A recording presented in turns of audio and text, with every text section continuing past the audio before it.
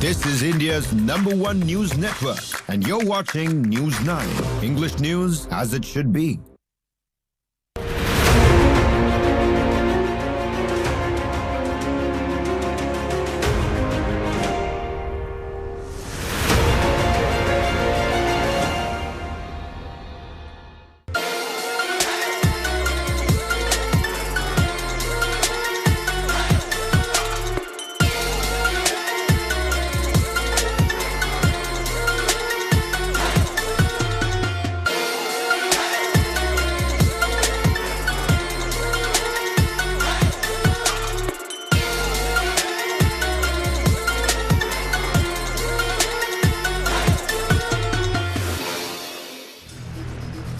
Welcome. You're watching In Your Interest with me, Shweta Kothari, and today we are discussing the grand success of Dhurandhar. Tonight we are talking about a film that has rewritten the rules of Indian cinema. Dhurandhar, the spy thriller starring Ranveer Singh, has crossed the 1,000 crore mark worldwide in just 21 days. That's 3 weeks. Let that sink in for a moment. First, the facts. Dhurandhar has earned 1,000 crore rupees worldwide. It is now the 9th highest grossing Indian film of all times. It sits just above Kalki, just below Pathan, and well above Bajrangi Bhaijaan. In 3 weeks' time, it has achieved what most films can only dream of in their entire theatrical run. But here's what makes it even more interesting. Dhurandhar is the only second film in India's top 10 blockbusters to be released in a single language. Think about that. Dangal had a Chinese version from which it generated the maximum moolah. Bahubali had multiple languages versions. Pushpa, RRR, KGF, all were pan-India multi-language releases. Dhurandhar is a Hindi film that has broken into the elite club without dubbing, without pan-India marketing in the traditional sense. So why did people went to watch Dhurandhar? And why are people watching Dhurandhar? Why is it that they came back and told others to watch it too? The first reason is simple. This is not a one-man show. The spy world feels institutional. It feels like there is a system at work. Not just one hero saving the country single-handedly. That's rare in Bollywood. Director Aditya Dhar, who earlier made Uri, The Surgical Strike, has raised the bar with Dhurandhar. The cinematography is sharp. The action sequences are brutal but believable. The third reason is the technical excellence. People are saying this film looks and sounds like an international spy thriller. Audiences today have seen Jason Bourne, they have seen Mission Impossible. They will not accept anything less. The background score by Shashwat Sachdev doesn't silence the film. It doesn't just fill the silences too. It drives the emotional and tension forward. But this is not a movie review, so why are we discussing it? The film has been accused of being propaganda, but Dhurandhar does not shout its politics at you. It does not pause the story to deliver a lecture. The nationalism is woven into the narrative. And lastly, the release timing was also impeccable. It was very smart. The filmmakers utilized the December window to ensure a long, sustained run at the ticket counters during the holiday season. एक तो 3.5 घंटे की movie है, ज़रा भी bore नहीं हुआ, पूरा एकदम एंजॉय किया।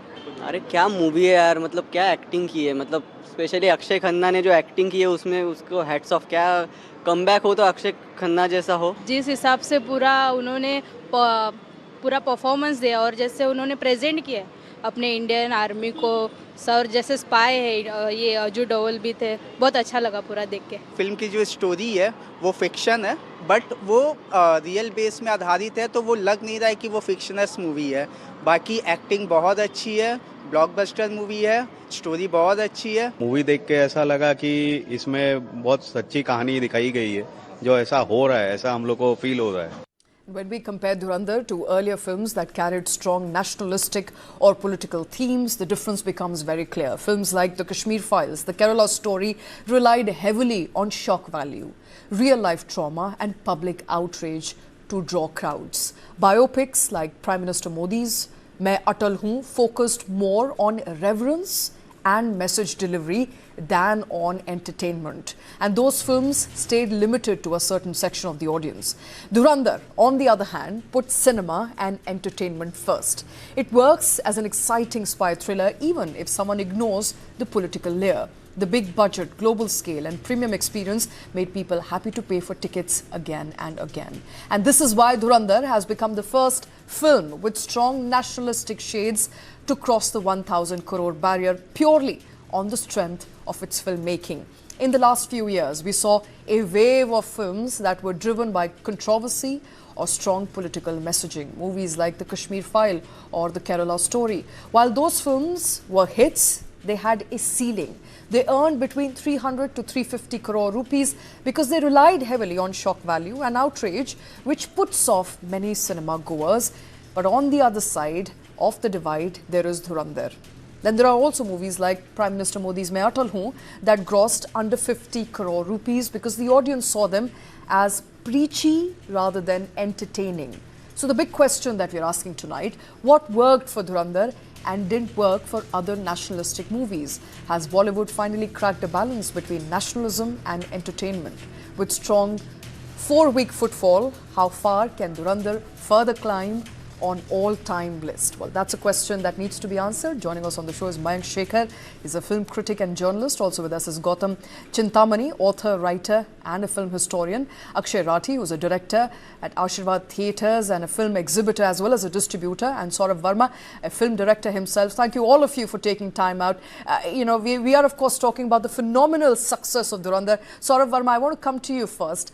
As a director, this movie is something to envy with. Many directors are also pointing out at how well the movie has done on cinematography, on direction, on entertainment. It's a power-packed show. What really worked for Dhurandhar?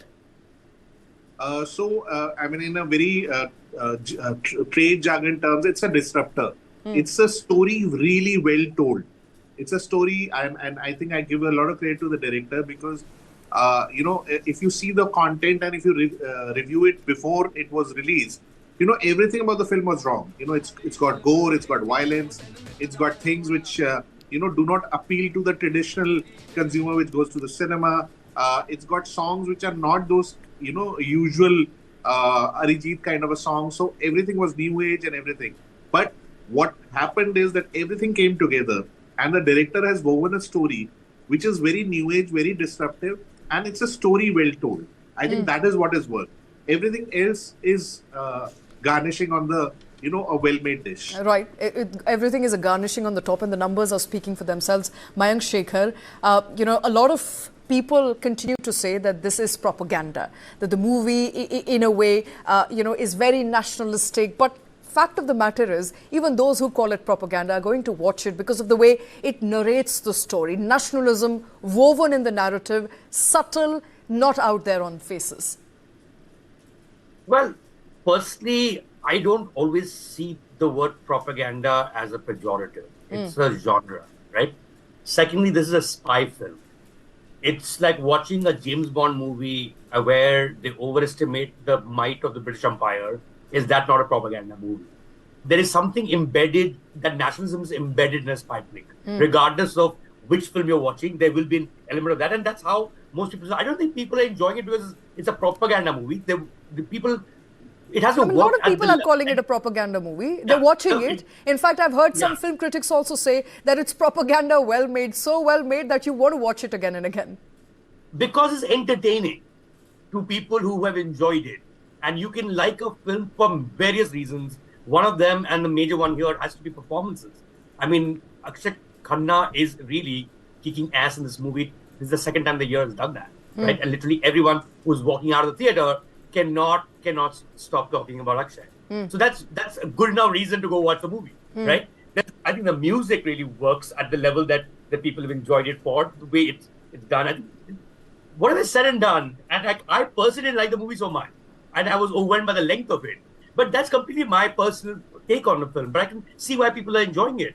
And I can see why it's getting the kind of numbers that it has. I mean, to sit through 3 hours, 40 minutes of a film and then want to go and watch it again. And the most important thing here is that these are not fudge numbers. Literally everyone I meet around me has seen the movie.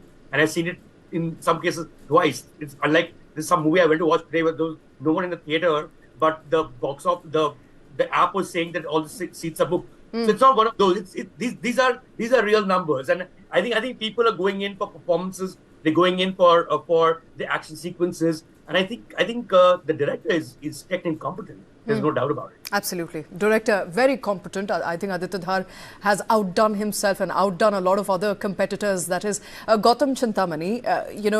When we say that this movie has cracked a fine balance between nationalism as opposed to movies which are very much on your face, like the Kashmir Files for that matter, or the Kerala Story, which have an issue that they're working on. Unlike that, Dhurandhar is subtle in its messaging, yet it's power-packed. And 3 hours, which is relatively long for any movie goer and any movie watcher to be watching a regular movie, people are still going ahead and watching it. So historically, from a cinema's perspective, do you believe that finally Bollywood has cracked the right balance? I don't think, we can comment whether the Bollywood has cracked a balance or not. But, what I find very interesting is that when something comes about like this, everybody starts questioning everything. Like, look at us talking about it. The idea about what is good cinema, or good cinema invites disbelief and then just breaks it away. We are all saying that it's 3 hours long, it's 3 hours long. Come on, we come from a country where films like Lagan are 3.5 hours long. They don't cut that for the Oscars and it still gets a nomination. We are a country which has enjoyed David Lean's, Lawrence of Arabia. Razia Sultan was 4 hours long. Of course, it didn't work. Bahubali, 2 films were very long. It's not a question whether the film was long enough or the narrative is nationalistic enough or not. It is a very well-crafted story. Also, the best thing, I think, why the audiences are loving it and why closet critics or critics who are enjoying it but not coming out in the open and saying, is that it does not take the audience for a ride. Good cinema has a very universal concept that it does not take the audience for a ride. Dhurandhar, one of the panelists was saying that, I think he was a filmmaker. I'm sorry, I skipped the name. I forget the name. That's Saurav Verma, yes. Yes, Saurav was mentioning that before the release, everything seemed to be going against the idea. There was violence and the songs were not typical songs. But then these are the very elements on which the film was marketed. So to say that we don't know why it is doing good or why people are enjoying would be a misinformed idea. People are enjoying because it's very well told. It's crafted in a fine way. It takes all the tropes of cinema, not just Indian or Bollywood or Hindi, but global tropes. I mean, in this day and age, when somebody says that the camera work is fantastic, I mean, after about 120 years of cinema and the progress that we have had, to say that the camera work is interesting is really saying that it has gone exceptionally well. It just brings everything together. Okay, so it's a good mix of everything. It's a very simplistic way to say that it's a good mix of everything. Okay. It takes something which the audience wanted for a very long time. See, in the last 10 years, when you have seen this proliferation of OTT, it's not like the audience is not, they're no longer alien to good content. So the fact that they will give you their time and money, they are seeing something which they want to see. And I think that is the way the whole Dhurandhar experience has been. Right. And we forget that there is a part 2 coming, So we don't know how big this can be or where is it going.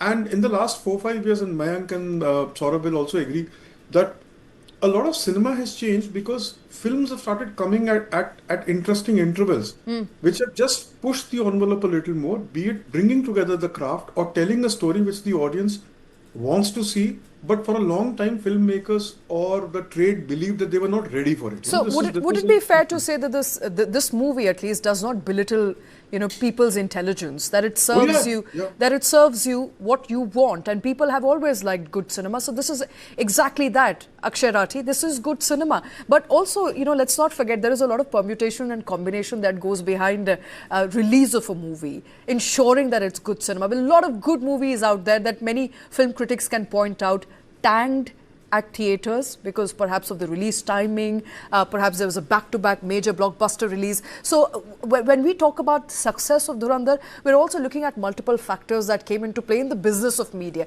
It was a good time to release a movie in December. It's the holiday season. Also, the movie is doing extremely well, I'm given to understand, in tier 2, tier 3 cities.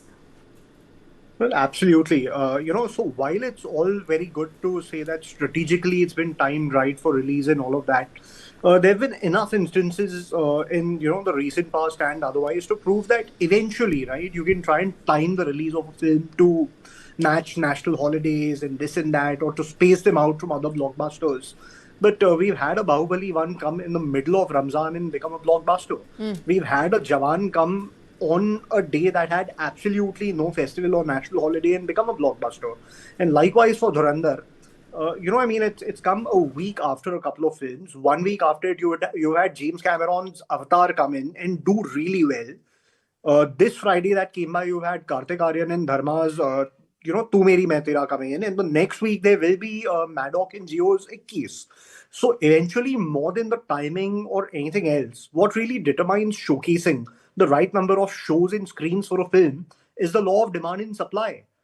Our job as exhibitors is to cater to the demand from the audience and satiate it. And clearly, there's an abundance of people who want to watch Dhurandhar, and not just for the first time, but multiple times over these weeks, which is allowing the kind of showcasing that it has. And it continues even yesterday with a new movie releasing in cinemas, with Avatar, rolling into the second week. The highest numbers that have happened yesterday on the 4th Thursday of Dhurandhar's release on Christmas at 30 odd crores, which is truly historic for a Hindi film. Absolutely. And given that it's a single language movie, Saurav Verma, broken into the all-time top 10 grossers in India, what does it tell you about the strength of Hindi-speaking, market, the core Hindi market? See, one thing I'd like to say is you can't stop a good film. I mean, irrespective of whatever the date it releases. So, Dhurandhar, no matter what you say, it's a good film. You can label it like a propaganda or whatever, but it's not. And that's where the public has latched onto it. So, secondly, today we've become, the world has become such that no matter what the language the film is, if it's a good film, people are going to latch it up and going to watch it.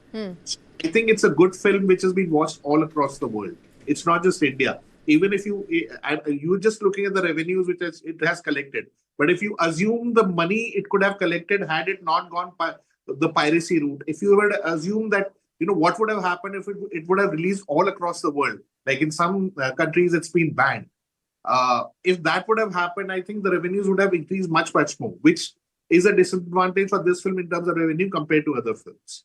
So I think it's the whole world has accepted the film. It's not just it. Clearly, I mean, I'm sure even that was a very well thought out move. I want to come back to you, Mayank Shekhar, and on the propaganda bit, because that's been talked about a lot when we talk about Dhurandhar. We can't take the word propaganda out of it because a lot of people are also going to watch a movie, this movie, for a fact that it's become so famous as it tells a story. Because, as they say, any publicity is good publicity for cinema, for media. I don't know what kind of publicity this film would have got because of it being called a propaganda. But would you agree that there's a lot of word of mouth here? Huge. And that's purely from people who enjoyed it and told others that they enjoyed it. And that's what a word of mouth is. You're not going to be curious because someone's calling it a propaganda movie. That is not why people I've seen a lot of people who are very curious because everybody is talking about it, one way or the other. To work the first test of entertainment. Okay. And I think everyone who's jumping out of the film is telling you that it's got great action, it's got great performances, it's got great music. It's, I think the other thing that I think we need to credit the director here entirely. This is his second film as a director, and I think the third film that he's produced. The superpower that he has, in the sense of he gives you a perception that he has access to some classified documents where he knows the truth of what happened in most of in at least three of them. In Article 370, we saw that. We saw that in Uri as well, which is a completely covert operation and national secret. But he gives you a sense that he has some inroad to understanding what happened. And what you're seeing is the truth. And that is what a movie is. A movie is supposed to be a beautiful lie, and you're convinced, and he does a great job convincing you that he knows more than bureaucrats do, politicians do, journalists do. This is what happened. Sometimes you can have an issue with it. For instance, if I'm watching a film and at some point, if it stops, then it goes, the screen goes red. And this is a conversation which is a real conversation taking place from Taj, for instance. I hope it's not a spoiler for people who are watching this. And I haven't watched it. You please don't spoil it for me. I know people have watched the movie already. Right. Now, was Rahman Dakat sitting in that room? Was he actually having a conversation with the was he the handler and was the terrorist inside? So, and then the next line is about, मैं घायल हूँ और घातक हूँ, which is a very Sunny Deol type line. So sometimes I get little frazzled by, do I take this seriously or do I not take this seriously? Okay. But that is a me problem. I don't think it's a you problem, clearly, once you see the numbers that the movie is collected. Absolutely. And I have to ask you from a film critic point of view as well, what does it really mean for Ranveer Singh and Aditya Dhar, whose second movie has done so well? Of course, the second installment is awaited in March of next year. But what does it mean for the two men here, whose career trajectories are going to, shape up, take off in a way not seen before? Absolutely. I think it means the world for both of them, in the sense that Ranveer's character will only get known in the second half of the film, in the second part of the film, right? We don't know his backstory yet, which is probably why the other characters or the villains shine far more than the hero, because you need a backstory, and that's what the second part is going to be, right? Everyone who's watched this is going to watch the second part anyway. So technically speaking, they're sitting on a blockbuster to begin with, right? Okay. As a movie buff, it means that people just love going to the theaters, right? This is what we were complaining about 4 years ago. So clearly people are back in the theaters. That's an amazing news for all of us. They were never away from theaters. They were just waiting for a good movie to go back to theaters. I believe that's... No, I mean, I know you keep saying good movies, but good movie and a bad movie is also a very subjective thing, right? Okay. To me, saying a Homebound is a very good movie, but no one went to watch it. But it's a very niche cinema. I'm not a critic, you are, but would correct me if I'm wrong. It's very niche cinema. I mean, again, niche is a subjective term, okay. right? Okay. Maybe niche for you, maybe very mainstream for me. All right. Gautam Chintamani, what's that one message that perhaps a lot of other filmmakers, young directors can also draw from the success of Dhurandhar? There are lots of good movies, for example, if I were to quote Lapata Ladies, that have come out in the past year, which have also done extremely well. They were a different kind of genre altogether. But, as far as good cinema is concerned, there's always the audience. So what is that one message or two messages that other young directors can draw from the success of Dhurandhar? I think the biggest message that you can draw from Dhurandhar is something which we have been seeing for a while now. You mentioned Lapata Ladies. There was Animal, which really, made it like a before and after kind of a scenario. So will Dhurandhar. I think at the end of the day, the audience is very interested in watching something that, that does not take their time and money for granted. This is the same audience which may have enjoyed a lackluster film and made it into a blockbuster a few years ago for the want of choice. But now they have the choice. They have, people don't have the moral responsibility anymore to sit through something that they don't like. So at the end of the day, young filmmakers, and there are going to be a lot of them out there who are going to watch very closely what Aditya Dhar has managed. He has stuck to his guns when projects didn't take off. He continued relentlessly the films that he has produced. I think somewhere stick to your guns, and the scope does not have to be dependent on the market anymore. Today you have fantastic audience where you have platforms where you can access the audience, and there have been examples in the recent past where films have done extremely well because of word of mouth. This is another example of that. Not only that, we have had a couple of instances in the past where films released on OTT platforms have managed to get a theatrical release. So if that be the case, I think somewhere people are looking out for interesting content, and no matter where they get it. So if you stick it out there and then just let your work speak for itself, I think the world is your oyster. Okay. Aksharat, are we looking at now studios perhaps pivoting away from low to mid-budget, from controversy first to big, ambitious movies, tying in with Dhurandhar's success, learning from its success? Is that a kind of pivot that we are likely to see, or there's always audience for a diversity and all kind of genres in this country? So are you looking at perhaps a pivot going forward? I hope not, actually, for the simple reason that, right now we are very myopic to this blockbusterly success of Dhurandhar. And while it is a movie that's at scale with this terrific cast, a genre-like action, and the massy elements thrown in, not too long ago we've had a huge blockbuster in a rom-com in a romantic musical featuring two newcomers called Sayara. We've had a movie that goes into the mythology and culture of the grassroots of India in two films, actually, Mahatar Narasimha and Kantara 2 earlier this year.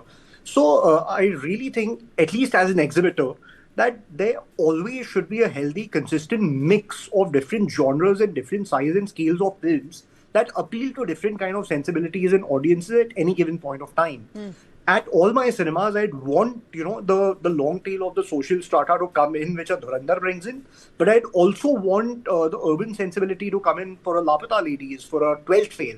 So it's important that we consistently have a mix of content coming in, and we don't saturate a genre or a style of filmmaking by just making it over and over. Extremely important that we do that for a consistent, play of footfalls at Absolutely. cinemas. Consistent footfall and more diversity of cinema, more representative of India's diversity as well. Thank you very much, gentlemen, for taking time out for joining us on the show. We continue to discuss, of course, the blockbuster success of Dhurandhar, which has now crossed 1,000 crore rupee mark worldwide. What does it really mean for the business of cinema? And are more cinema goers likely to love and latch on to Dhurandhar by the word of mouth, or will it reach a saturation? We don't know, of course, but one thing is clear, it's a sign of what people like today. They like grandeur, they like true cinema, they like a good movie, and they like good cinematography as well as brilliant music, and Dhurandhar is a good mix of all of it. That's all the time we have in your interest. Thank you very much for watching.